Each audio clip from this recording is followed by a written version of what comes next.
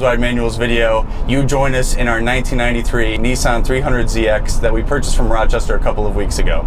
Zach, would you like to tell us about how this car came to be in our possession? Yeah, well, you know, we were scouting around for some cars to add to our inventory, and I just happened to hop on Facebook Marketplace, and I took a look at this. I've been looking for Zs for a little while because I've always been a big fan of the Z car. So I thought it was right. It wasn't too far. You know, it was up in the Webster, New York area. We got in touch, and you know, we drove all the way up, and we picked this car out, and you know, it was exactly as described. You know, it looks great. It drives great. It runs great. And you know, I'm happy to have this in our possession. So when we were looking for cars, we wanted to switch it up a little bit. Even though we had the STI, we wanted something a little more old school Japanese. We have the old school German European Cosworth, and we actually now have the old school BMW, which is also German. And so we wanted something that would kind of contrast those cars and be old school Japanese, kind of quirky, but well designed, very comfortable, very reliable. And so I think we hit the nail on the head with this Z. And it's a lot smaller in person too. I remember always like choosing this car in like old Forza games and Gran Turismo games, and I always thought it was going to be like this really big car, but it's small. It's super low to the ground. It's really sleek, and it still looks really solid today for an early 90s car, especially in terms of the interior. Very driver focused. The two center gauges are large and very informative, and then the two side columns bring all of the controls right to the driver, and it's very driver-centric. It's just a very well-built car, and I think the price back then justified it, and even to this day, there's no rattles, everything is strong, the very nice touchy-feely wherever you happen to put your hand. Yeah, that's one really cool thing about this car is that obviously it was really expensive for the time, and in terms of its power and performance, I mean, yeah, you could go and buy a Vet, spend a little bit less money and get way more power out of it and way more performance, but this car makes up for that in terms of quality, in terms of driver engagement, in terms of just overall feel and ergonomics. I mean, like Matt just said, there's no rattles, no creaks, nothing is flaked or falling apart. I mean, obviously this car is well taken care of, but still, all those typical things that tend to wear out and tend to fall apart in an older car aren't. And it's, you know, that just goes to show that early 90s Nissan build quality was outstanding. Absolutely. This car, the suede on the sides of the passenger seat wells has held up relatively strong, other than spots where the legs obviously rub all the time, but overall the suede has held up well. The back seats are in pretty decent condition, and the trunk, obviously as cavernous as it is, the carpet in there is very strong. The speakers all work, even though we do have an aftermarket head unit. Overall, this car has held up extremely well for the 27 years that it's been alive. And as Matt just said about the rear seats, this is the 2+2 model, which all it means is that it's a two-door with two front seats and two rear seats. They're a bit useless, but they're there. This is also the T-top model rather than the slick top. So to some, it's a little bit more desirable.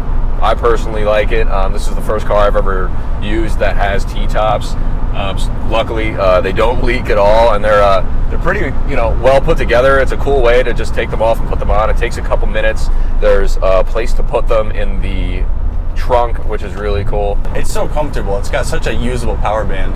But where this makes power is from the top of 3,500 to all the way to 6,000, and so right in there, it pulls all day long.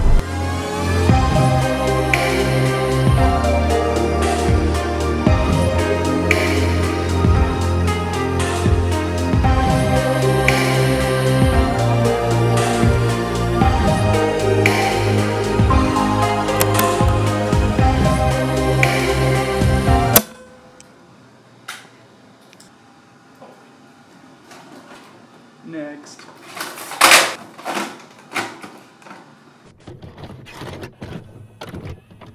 So the first thing that you're going to notice when you get behind the wheel of the Z is the driving position. It's so well thought out and so perfectly set up. The visibility is fantastic in this car, and that's partly due to the way the dash slopes down. Everything slopes at you. It's very reminiscent of the early Acura and Honda NSX. It's very similar to that, but just the way the seat's set up, the steering wheel, which is not adjustable, is set up, it's perfect. It feels like a bigger car than it is. It's 100% something that you could get behind the wheel of for a 2-hour, 3-hour road trip and just drive and enjoy comfortably with a passenger, without a passenger. Just don't throw anybody in the back seat because it's obviously useless, but it's there if you need it. One thing to note about this car is that it's so well balanced in terms of handling, in terms of power, in terms of just overall feel. The steering is nicely weighted. It's not too heavy, but it's not too light. It's somewhere right in the middle where it's comfortable for a long trip, it's comfortable around turns, but it's still enough for an engaging drive. I mean, of course, with a touring car like this, you do have soft suspension, a lot of body roll, but it just works. I mean, you could get up to speed. I mean, I'm going 60 right now, and there's no shaking, no rattling, no bumpy feeling. It just feels stable. The clutch is perfectly placed where the engagement point is right in the middle, so it lets off really easy. It's got a little bit of weight to it, which is nice too, just for a little bit more feel. And the same goes for the shifter. The throws are a little bit shorter than your average shifter, which is nice, so they're a little bit more engaging, a little bit more fun to play around with, and it's very, very mechanical and direct. This naturally aspirated VG30 is more than enough for a touring car like this. Like Matt was saying before, the power band also is right in the middle. It holds its revs well. It's not a super revvy engine. It's not super peppy, but it's smooth, it's solid, and it's got the right amount of torque. Everything is right where you want it. Yeah. Except for that shift. It happens. It do. While you were talking, you had a good narrative going. I was trying to go into fifth. I went into third. Well, I didn't make it too apparent because clearly you didn't notice it. No. But yeah, it did happen. I'll be honest.